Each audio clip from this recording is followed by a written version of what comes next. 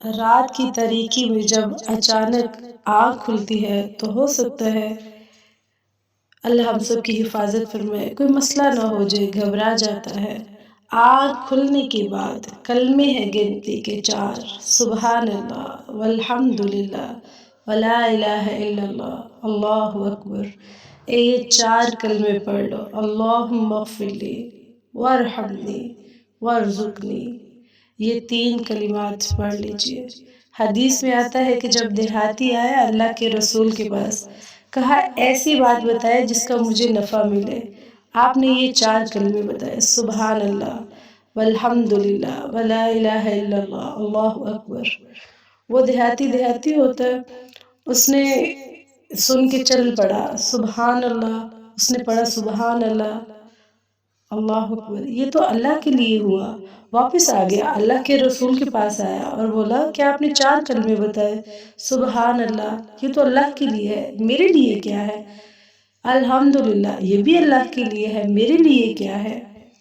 ولا الہ الا اللہ، اس ہستی کے سوا کوئی عبادت کے لائق نہیں، یہ بھی اللہ کے لیے ہوا، تو میرے لیے کیا ہوا؟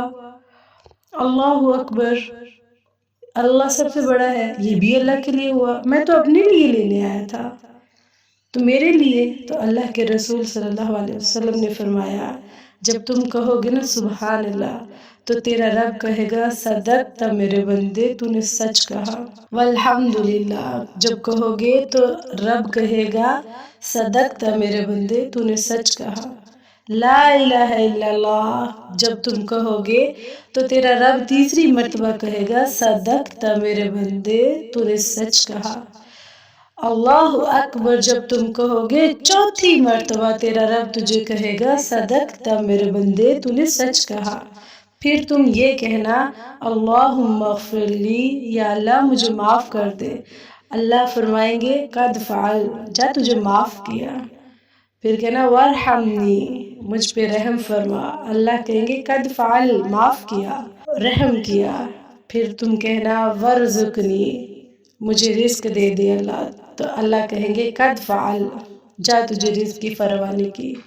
دیہاتی نے بات سنی اور واپس چل پڑا، دوڑ گیا، خوشی سے دوڑ گیا یہ وہاں سے۔